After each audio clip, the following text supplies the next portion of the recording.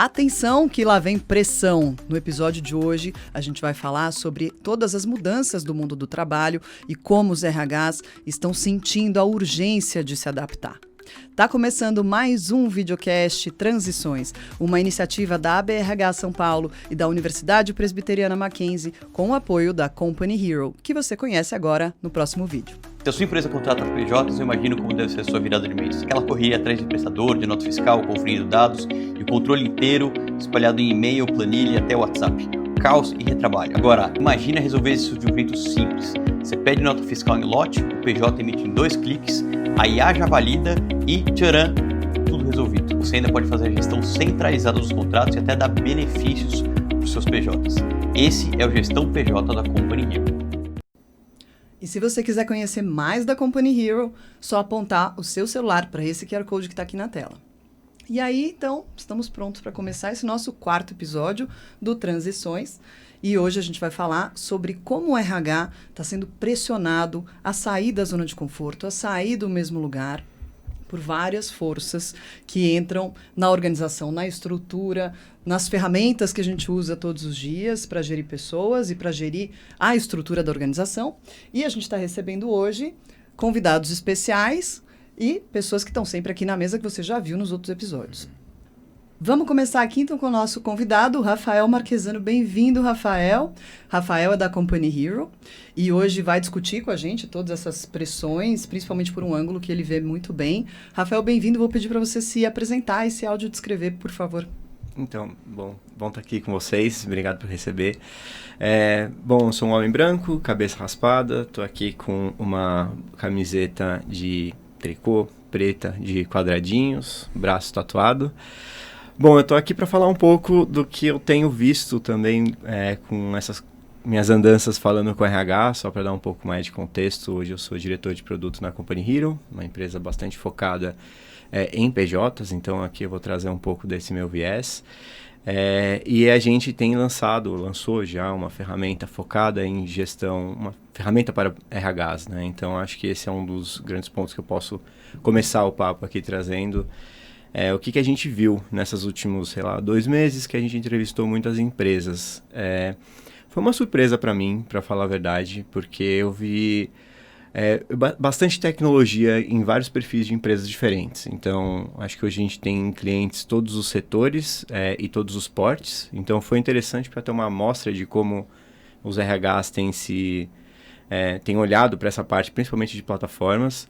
E dá para dizer que todos eles usam alguma, né? Tem plataforma para todos os portes. Eu acho que o mercado de plataformas para RH está se consolidando muito pela demanda do próprio RH de poder trazer tecnologia para o dia a dia. Então é bem visível, me parece que é comum já de que é necessário ter boa tecnologia para poder fazer no mínimo uma gestão, pensando por esse lado. Então, todos os subsistemas estão bem servidos, a gente vê grandes empresas com muito investimento nesse assunto, então acho que esse lado é um lado que é um fato que a gente já tem visto bastante crescimento ali de soluções. O que eu acho curioso de ver também é que existem perfis de RHs diferentes quando a gente olha para a adoção de tecnologia. A gente tem empresas grandes, sim, com bastante adoção de tecnologias mais tradicionais, enquanto você vê as menores tentando buscar alternativas para trazer cada vez mais tipos de automações para suas operações. Aí, aqui a gente pode já trazer a inteligência artificial, que é uma coisa que a gente ouve bastante de intenção de trazer para as operações, mas ainda pouco convertido em realidade, né? Até porque não tem tantas soluções disponíveis ali, formas de aplicar. O que eu acho que eu posso complementar com isso também é que existe a cultura, existe a intenção, mas falta ainda conseguir construir uma base para conseguir converter essa intenção de fato em realidade quando a gente fala de tecnologias mais avançadas. Mas o padrão, todo mundo já usa alguma e aí estão buscando agora a 2ª geração, né? Como é que eu posso aprimorar ainda mais, como é que eu posso fazer mais conexões com APIs, com outras frentes, assim por diante. Que legal que você já trouxe alguns elementos que a gente vai discutir bastante aqui em profundidade. E para isso eu vou aqui também pedir para vocês se apresentarem. Professor Marcos Nepomuceno Duarte, bem-vindo. Obrigado, Larissa. É um prazer estar aqui. Eu sou Marcos, sou pró-reitor de graduação da Universidade Presbiteriana Mackenzie. Sou homem branco, cabelo castanho, barba grisalha, usando óculos de camisa azul, camisa social azul. Boa, obrigada. João Furlan, bem-vindo também. Eu que agradeço, para mim é uma honra estar de volta aqui com você, Larissa, professor Marcos, e acima de tudo, Rafael. Eu estava mencionando, sou cliente da Company Heroes, também estou feliz de estar com eles aqui também, patrocinando o podcast da BRH.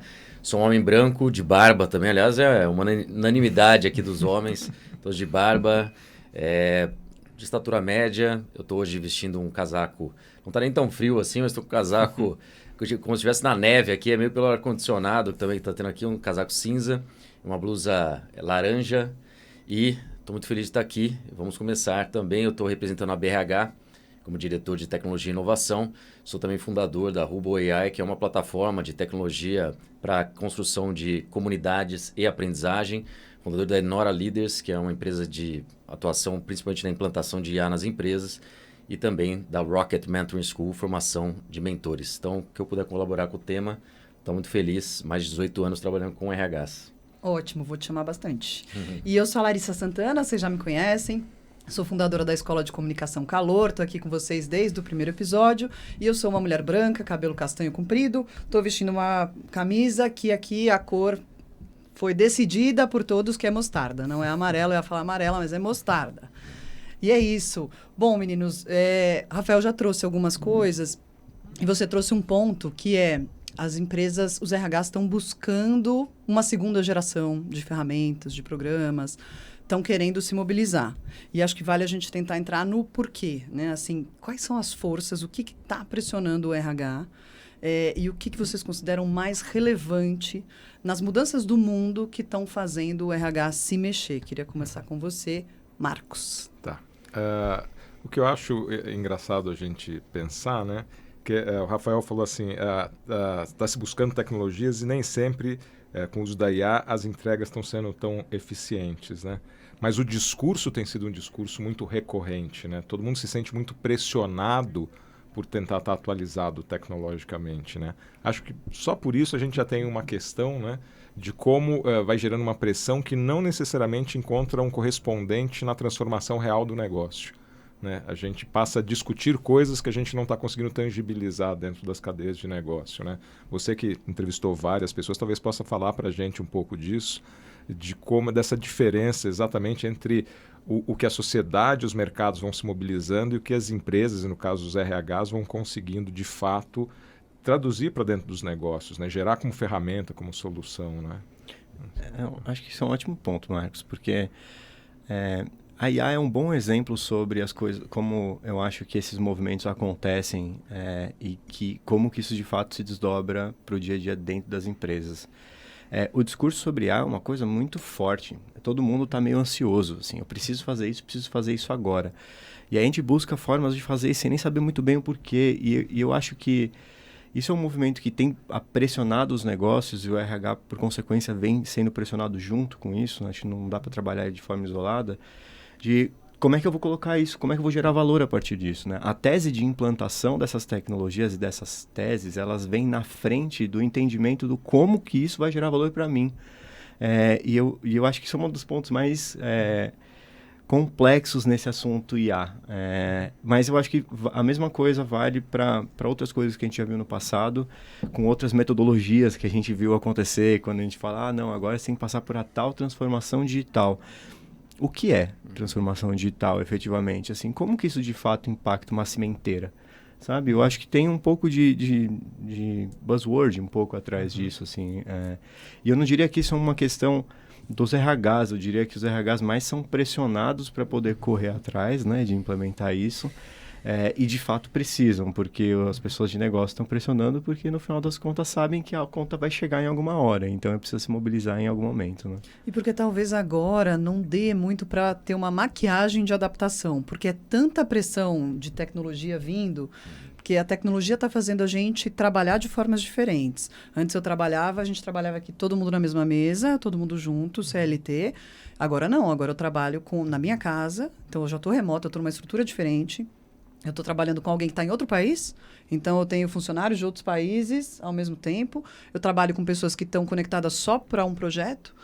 Então, a tecnologia já esparramou as pessoas, já é outra estrutura. Além disso, agora vem a IA.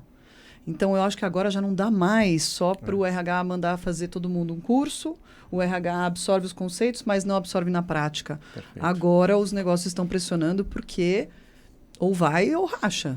Mas me permite só colocar aí mais um elemento, Larissa, que é assim, as outras inovações anteriores, elas não alcançavam fortemente a questão cognitiva. Eu tinha uma máquina que cortava aço mais rápido, ou dobrava, eu estava falando de outras habilidades que eram habilidades que não eram cognitivas. Hoje, quando eu penso em IA, eu penso em coisas que eram caracterizadas como coisas do ser humano. Então, assim, ser criativo é algo da natureza do ser humano. E, de repente, você tem a generativa criando coisas. Então, talvez para o RH, o desafio ainda seja maior.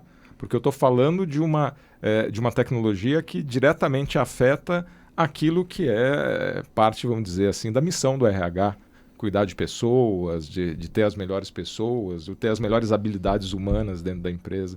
Eu acho que ainda tem uma camada aí nisso que é até mais profundo. Mas, em primeiro lugar, atinge as que não são cognitivas exatamente. Sim. Porque, infelizmente, o RH ainda está soterrado em muitas questões operacionais, com certeza você sabe disso, que é um monte de trabalho repetitivo e que, no primeiro momento, quando a IA chegou, foram as pessoas que estavam ocupando essas cadeiras que ficaram mais assustadas, né? Porque, peraí, então vai me tirar da cadeira porque eu não sou mais necessário.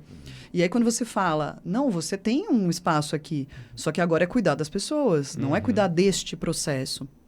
Isso talvez tenha gerado um bug na cabeça das pessoas, porque, peraí, mas o que eu vou fazer? Eu não sei o que vou fazer. As pessoas estão livres para explorar um espaço que antes não era ocupado porque não dava tempo de ocupar. Mas agora dá. E aí tem que encontrar o que é isso, né? Que é o cognitivo. E mesmo a IA ocupando o cognitivo, a IA não está lá dentro ainda para saber quais são os desafios. As pessoas que vão mapear esses desafios futuros são as pessoas do RH hoje, que têm a maior propriedade. Mas é difícil você se mobilizar, né? É um desafio de adaptação mesmo. Eu acho até que a gente tem discutido muito tecnologia, né? Parece que todos os fóruns, amanhã eu vou num fórum de tecnologia global que está acontecendo em São Paulo, só vai falar disso, só vai falar de transformação e o que está acontecendo. Mas, no final das contas, eu acho que você trouxe uma introdução boa, Larissa. Eu acho que as mudanças que aconteceram nos últimos anos, eu acho que a gente tem que discutir muito mais as relações humanas, relações entre as pessoas. Como você falou, agora a pessoa está trabalhando de casa. Eu estava mencionando até, eu tenho o endereço da Company Heroes, de repente você contrata, também consegue fazer seguro de saúde para uma pessoa que antigamente não fazia sentido. Então, você começa a fazer algumas coisas que antes não eram necessárias. Agora, o que eu vejo no centro da pauta do RH de mudança é, primeira coisa, o RH está soterrado em atividades, como você falou, repetitivas, porque é uma área de apoio. E nessa busca por eficiência, que eu acho que é o nosso tema aqui também, performance e eficiência, eles foram reduzidos, porque a área que não é do negócio direto, no supply chain direto, ali na entrega, exatamente dando suporte ao negócio. E no final das coisas, quando ficou soterrado. Só que tem uma questão muito importante. A última área sendo priorizada, eu posso falar isso com total convicção, na transformação, aceleração digital, novos sistemas, etc., é o RH.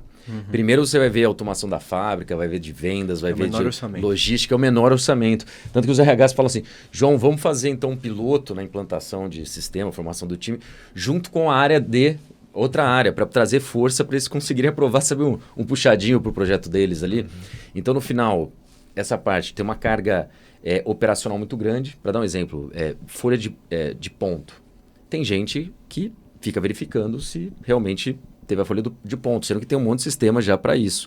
Mas não tem esse investimento. Eu acho que não é a realidade da maior parte do RH que está, infelizmente, sendo retardatário, né, dos investimentos das empresas e está mudando muito. Uma das coisas que eu tenho visto mudando também, a partir da pandemia isso acelerou, né? Deixou de ser só área de RH ou de gente, passou a ser gente e gestão. Eu vi na minha empresa mesmo que a partir dessa necessidade, eu estava para mencionar uma empresa que é o Magazine Luiza mesmo, que a gente ia fazer, eu estava falando com a diretora de RH essa semana passada, que a gente ia para Franca fazer uma palestra lá para todo mundo. De repente, cancelou a palestra porque tinha que mandar todo mundo para casa para fazer atendimento digital sem fechar a loja, sem ter ali equipamento para isso também para as pessoas. Então, a gente teve que fazer gestão mais claramente e aí, está trabalhando, está entregando, está bem, está com saúde, está tá tudo ok. Então começou também a ter uma responsabilidade maior como gente e gestão. Isso cresceu. Já tinha empresas que tinham, mas a gente começou a ficar preocupado com isso. A minha empresa mesmo muito pequena contratou um serviço lá para conseguir pelo menos acompanhar as pessoas estão no projeto, tá tendo avanço e tal. Isso ficou com o RH, isso é ótimo. Mas exigiu um novo skill set, um conjunto de habilidades novo para o RH. E agora, né, vem outras questões de gestão de mudanças. Não sei se parou de mudar, né? Nunca parou de mudar, mas agora é assim, ó, vamos mudar. Por quê? Porque vem a tecnologia aí, ou vem o concorrente. Vamos mudar. Aí RH, então, começa a ter que cuidar disso. Com pressão de todas as áreas, porque mudança afeta, E não né? parou de cuidar da folha. Não parou de cuidar da folha. Exatamente isso. Eu lembro, em 2015, eu já era diretor da BRH e eu lembro que a gente começou a falar de um paper que o Rancharan soltou. Rancharan, para quem não conhece, é um grande pensador nessa parte de negócio, foi coach do Jack Welch, CEO da GE por muito tempo, ficou muito famoso com isso. Tem livros ligados à execução, a pipeline de liderança e tudo mais. E ele falou assim, ó, tem que dividir o RH. Tem que dividir o RH. Então, vai ter o RH estratégico, que é o que a gente chama de DHO, Desenvolvimento Humano Organizacional, e vai ter o RH que faz o apoio. E no final, a maior parte dos RHs não tem essa escolha de vou dividir, etc. Simplesmente fica com tudo, um monte de bucha caindo na cabeça e ainda falando, ó, precisa preparar todo mundo com IA ou outra tecnologia. Então, o que eu vejo é que o desafio do RH hoje é muito maior do que era há uma década atrás, com conflitos, e aí falando do íntimo dos diretores ali de RH, que eles falam assim, sabe qual é o meu problema hoje? Eu preciso que meus executivos deem feedback para a equipe. Feedback para a equipe. Mas eu tenho uma questão sobre isso que eu acho que é um ponto de vista que eu queria colocar na mesa para ver. Eu tenho uma visão muito parecida com a sua de que acho que a gente carrega um modelo de gestão no RH que vem do Fabril, que é na prática folha de pagamento, e a gente mudou para uma economia do conhecimento, onde a criatividade acaba sendo a maior atividade, valor que a gente pode gerar, o que gera todas essas pressões que você comentou sobre mudanças e tal, que faz com que o feedback seja importante. E, ao mesmo tempo, a gente só aumentou a carga administrativa, que é dividida, quando não está no RH, está no líder. E aí, os dois ficam com tensionados, né? O RH e o líder.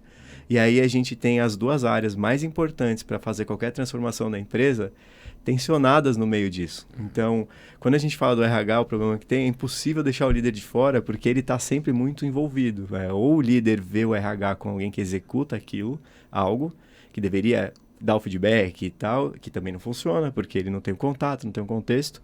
Ou então a gente tem o RH falando que é o líder que tem que fazer aquilo, porque eles não têm também... É a cultura, é a forma como a coisa acontece. Então, eu acho que ainda tem um momento de discussão sobre esse tema. Isso não está claro, assim. Você tem tipos de empresa que já se entenderam sobre esses assuntos e certas culturas que já se entenderam sobre esses assuntos, mas é muito comum a gente ainda encontrar situações em que até a própria liderança não sabe exatamente onde ela acha que aquela demanda tem que estar, sabe? Então, acho que isso é um dos pontos de conflito ainda que a gente encontra, né? O que vocês acham? Com certeza. Tem muita questão. Os líderes se sentem sobrecarregados porque eles acham que o RH deveria fazer esse papel e o RH passou para os líderes porque era virtualmente impossível na estrutura que a gente sempre teve de RH, o RH cuidar de todo mundo. E aí tá sempre todo mundo um infeliz com o outro, né? Mas eu acho que o que a gente sabe é que o RH tem uma coisa que o líder não tem, que é o olhar maior da organização de talentos e de necessidades. Quais são as competências de que a gente precisa para alcançar o nosso objetivo? Então, isso é uma coisa que o RH tem que passar para o líder. E aí, feedback é o líder, né?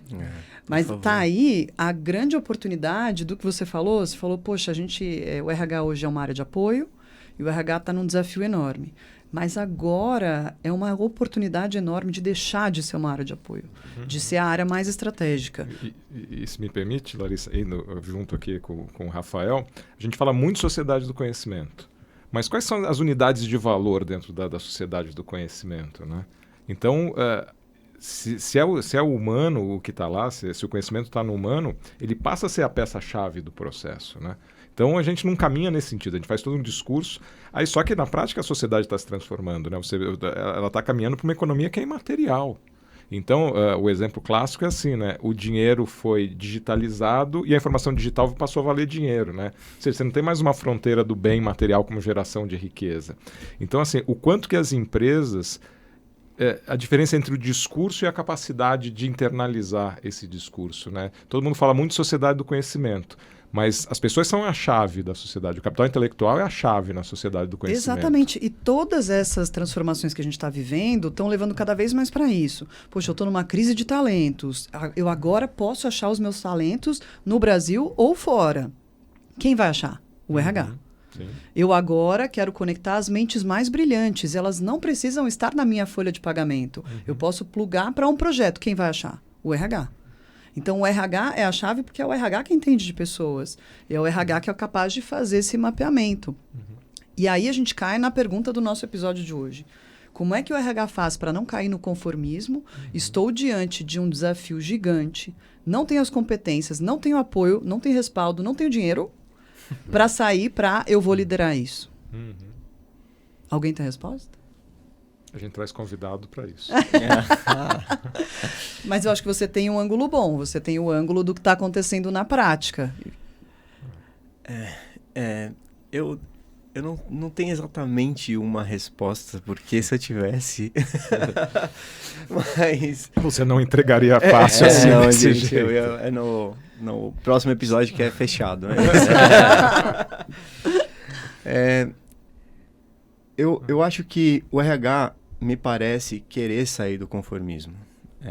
Isso é uma coisa que eu vejo, pelo menos, acho que eu queria muito ouvir sua opinião também nos tantos RH que você conversou, mas me parece que todo mundo quer fazer mais e melhor. Eu acho que não é o querer, é como eu crio meios para isso.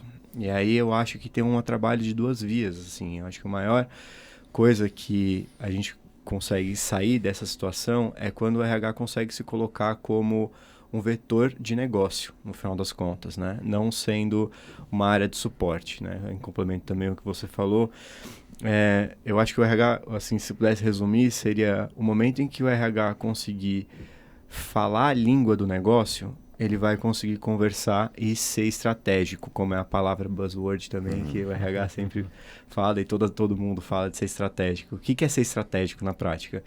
É você conseguir falar a língua que os acionistas falam. Você precisa converter em gestão de negócio, resultado mesmo, o dia a dia. E a gestão, hoje ainda, a gente não tem modelos muito estabelecidos para falar...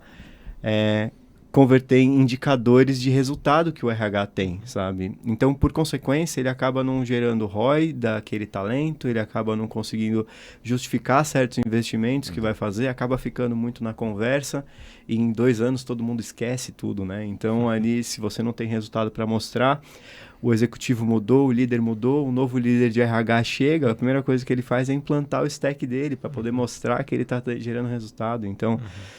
a gente precisa conseguir convergir para isso, para que aí eu acho que ao começar, e aqui eu acredito que tem que ser o primeiro passo do RH mesmo, ele vai conseguir ser convidado para a mesa nas discussões. E aí ele vai começar a discutir sobre as estratégias, efetivamente.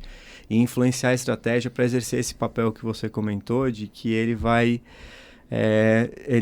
conseguir ser o dono de quem é talento e influenciar a empresa a definir uma estratégia para talentos e competências e pessoas de uma forma mais apropriada, sabe? Então, eu acho que tem uma coisa a ser pavimentada ainda, que a gente ainda não conseguiu construir essa ponte. Eu ainda não encontrei modelos, mesmo estudos mesmo, que mostrem caminhos sobre isso. Então, parece que é o começo do processo, mas só para fechar o arco, o RH quer...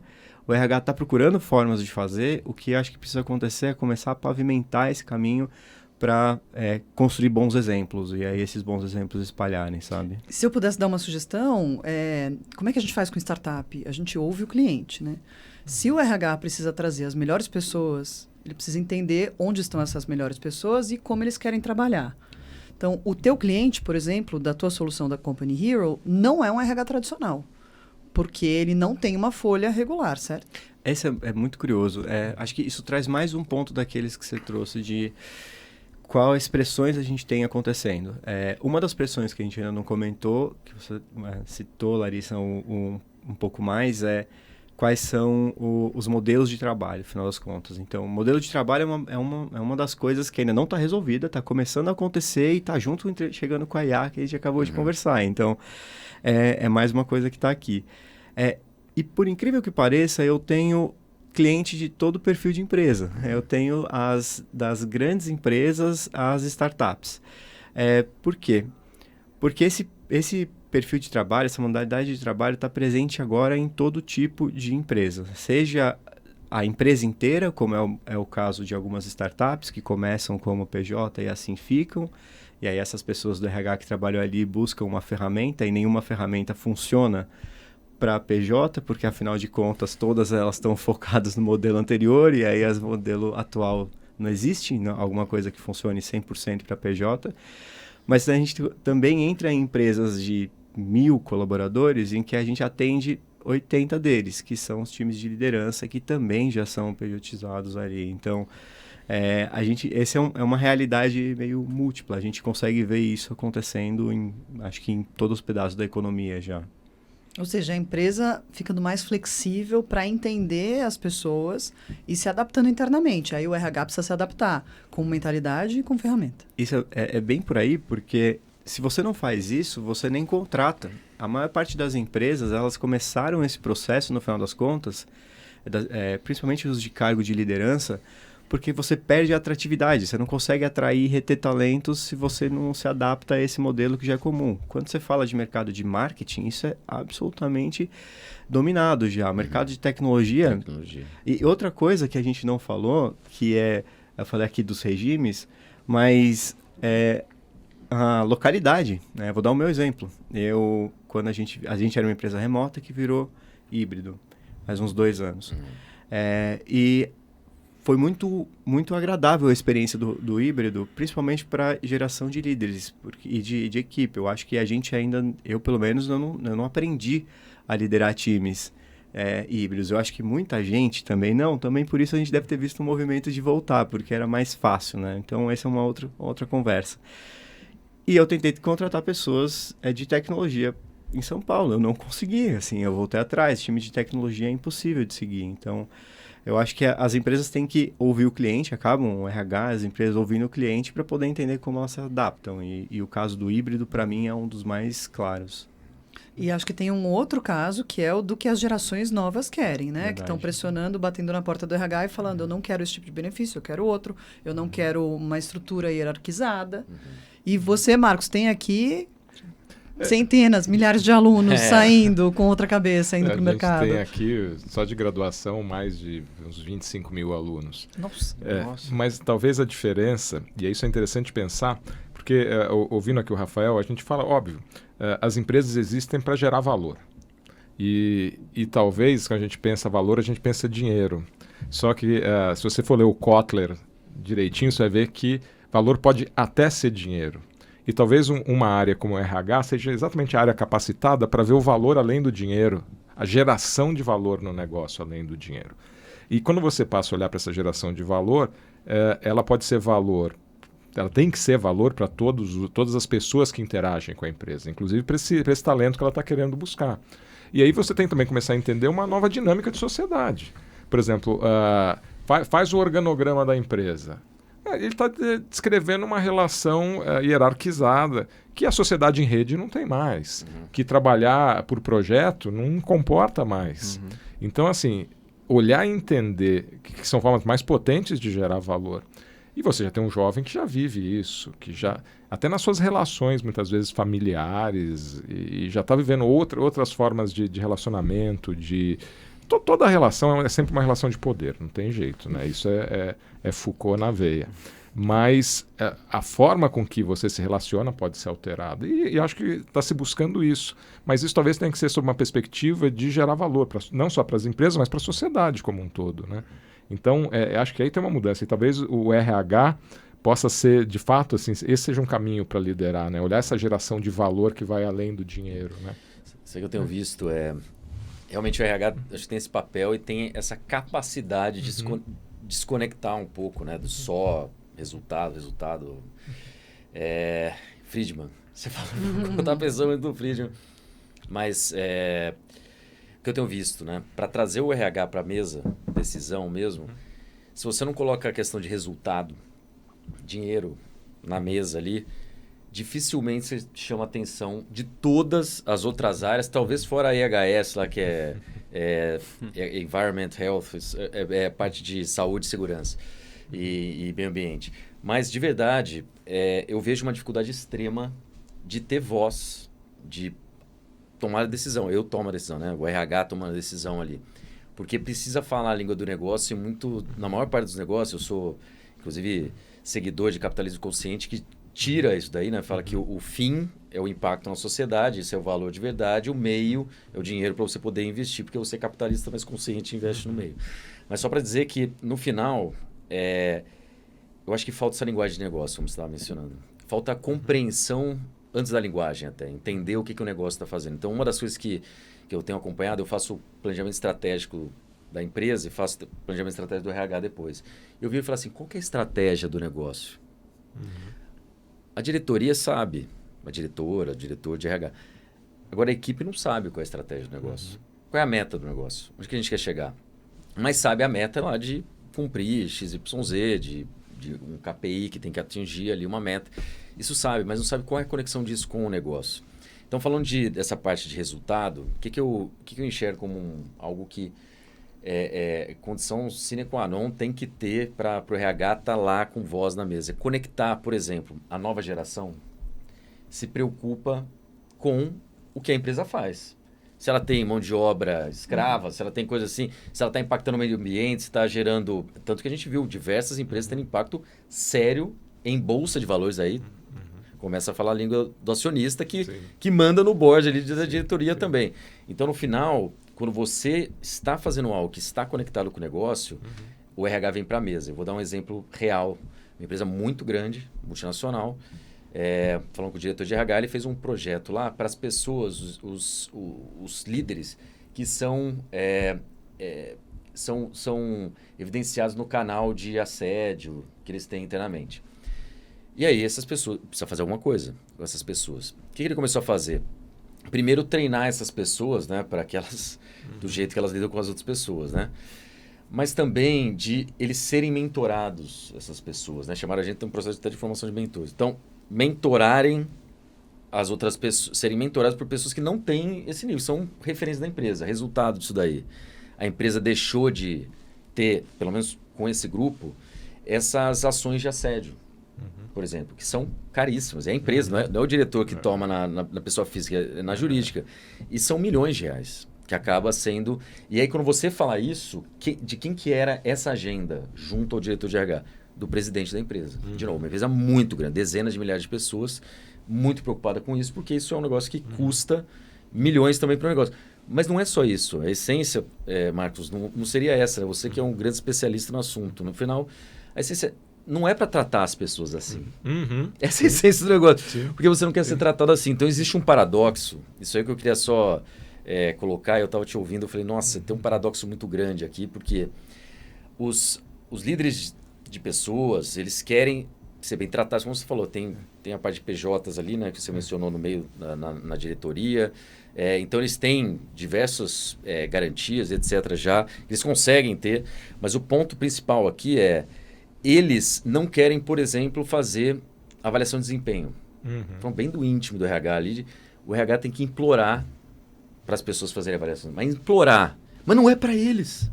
É para as pessoas que estão ali. Inclusive, ele fala assim, você não quer sua avaliação, porque você tem bônus, etc. De novo, o bolso. Você tem bônus, etc. Você tem que fazer da sua equipe, porque eles também querem, igual você, ser avaliados, ser promovidos, etc. Então, no final, eu acho que tem que colocar a pauta, porque a mesma pessoa que não dá atenção é a pessoa que quer atenção. Sim. Agora eu vou, João, gostei muito, mas quero inverter esse paradoxo, que eu acho que ele é um paradoxo muito dinâmico, que é assim, ao mesmo tempo, e eu concordo integralmente com você, que o RH tem que conhecer a meta da empresa, tem que estar mobilizado, ele tem que ser insubmisso num certo sentido. Porque se ele for cooptado simplesmente por uma lógica da entrega do resultado, ele não consegue melhorar a empresa nesse sentido que você está colocando. Então, sair da zona de conforto é, de certa forma, ser insubmisso, não aceitar determinadas coisas, porque senão ele não, de fato, leva a organização a alcançar esses indicadores. E só aparentemente parece que está colaborando, mas na prática mesmo, naquilo que é a habilidade dele, que é o talento dele dentro da organização, talvez ele não consiga entregar. Então talvez tenha um paradoxo aí, né? Que é conhecer as metas, conhecer a geração de valor do negócio, mas ser capaz de provocar o negócio para ir além. Eu gosto desse ponto. Pode ir. Eu acho que essas coisas se conectam, porque se você parar para pensar, se o RH tem que ser insubmisso, ele tem que ter força para ser insubmisso. Então, para ele ter força, ele precisa falar a linguagem do negócio. Então, ele vai ter que falar de dinheiro para não falar só de dinheiro e poder fazer as coisas acontecerem. Não, e eu usei a palavra insubmisso de propósito porque eu sei que ela incomoda, né? Ninguém quer ter alguém submisso no seu time por princípio. Mas, ao mesmo tempo, a gente fala muito de criatividade, de gente disruptiva, mas a gente também não quer insubmissão. Mas, pô, como é que alguém é disruptivo sendo submisso? É isso, e a gente usa muito a palavra parceiro, né? BP, parceiro do negócio, mas é sempre o parceiro assim, vai comigo. Eu decido, o RH vai comigo. E, infelizmente, quando vem muita transformação, o que a gente vê? A primeira iniciativa do RH? Vamos fazer curso para a gente se atualizar.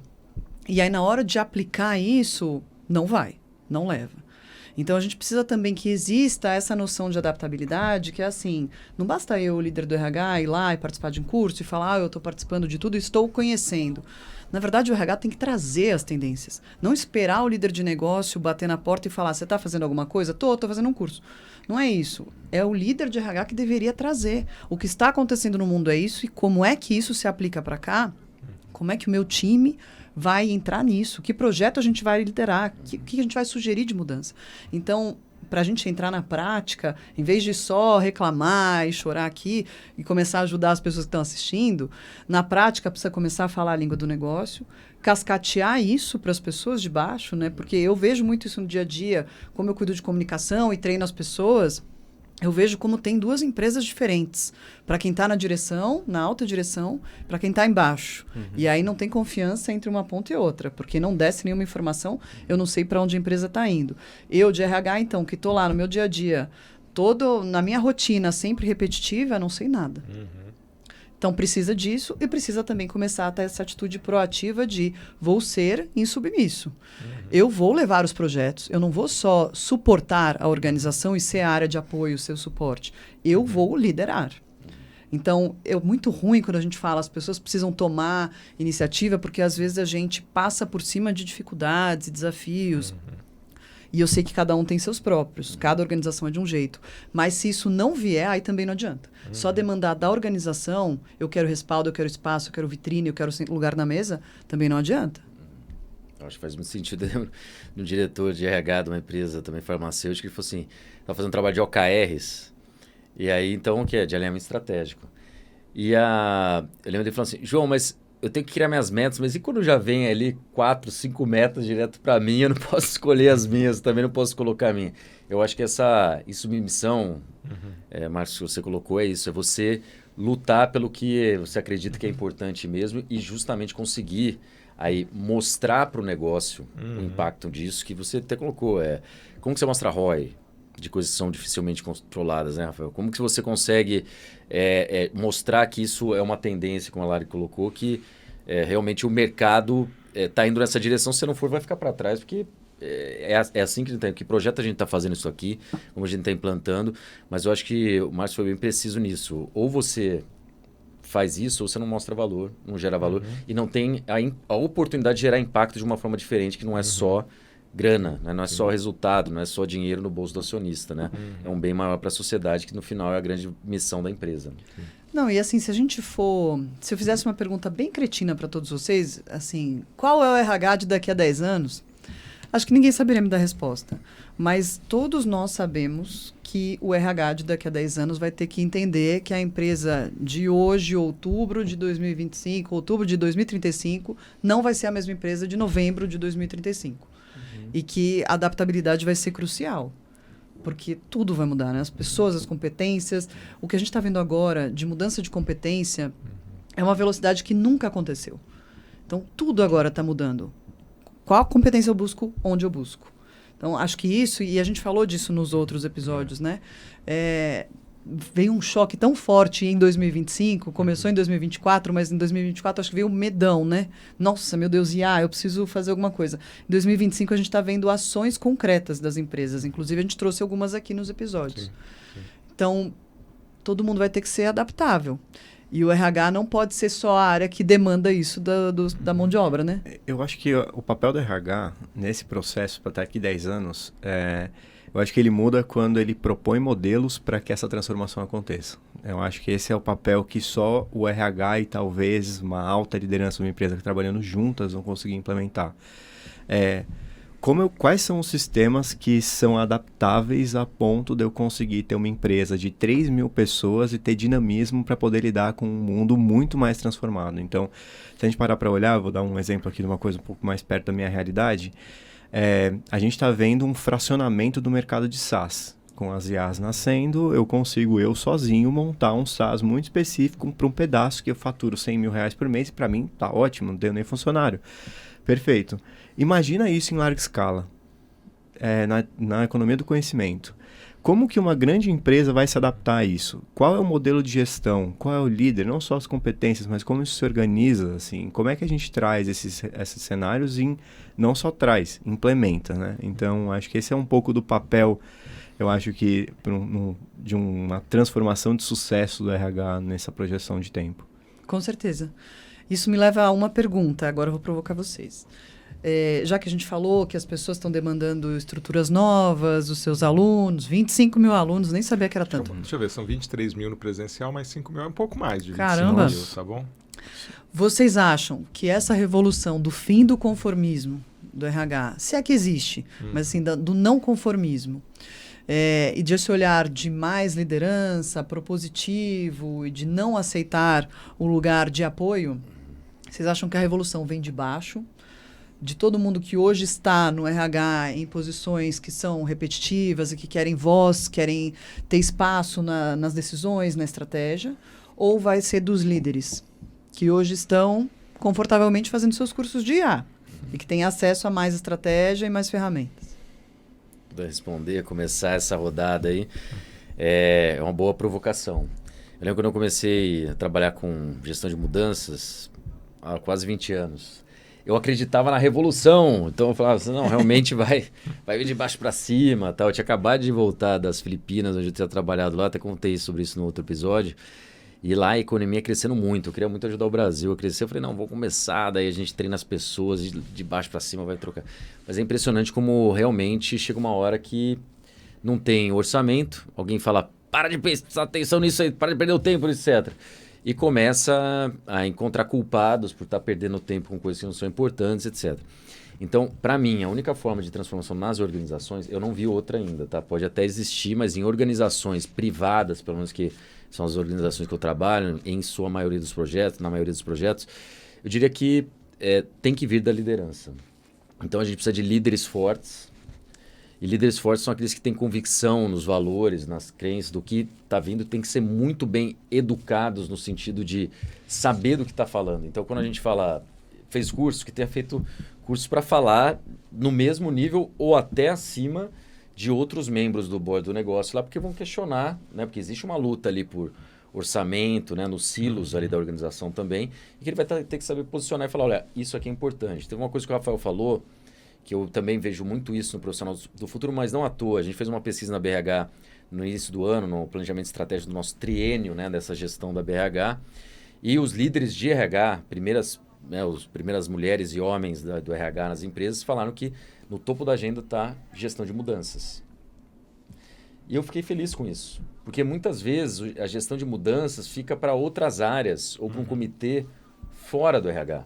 Ou seja, que daí nem mesmo na transformação, que você está falando que acredita que é isso, que é a grande vocação futura do RH, não está sendo colocado dentro do jogo, mas parece que isso tem mudado e é exigido do RH a transformação. E daí o regime que vai ser da contratação, ou quais são as habilidades que você mencionou lá aqui também, que a matriz de habilidades está mudando muito rápido. uma velocidade. Eu imagino o desafio quando você tem aqui, né, que tem que seguir uma agenda, né, que vai ser avaliada numa determinada prova, e você tem a matriz das empresas mudando diariamente também, né? Então, acho que tem que ser essa agente de mudança, mas tem que ser de cima para baixo, pelo menos para mim, é a forma de enxergar. Queria saber dos meus colegas também, de mesa. Eu vou provocar aqui. Eu sou talvez um pouco fatalista.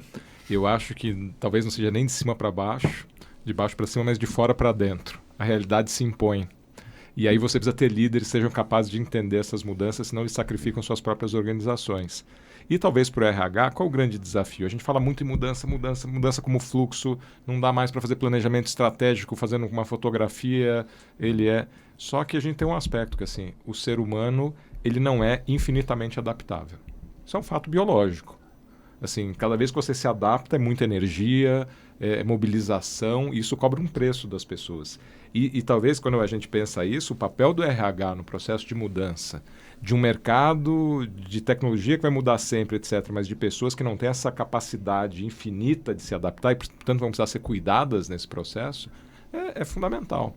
Então, eu vou dizer assim, acho que é mais de fora para dentro do que subindo ou descendo dentro da organização. Boa, ótima resposta.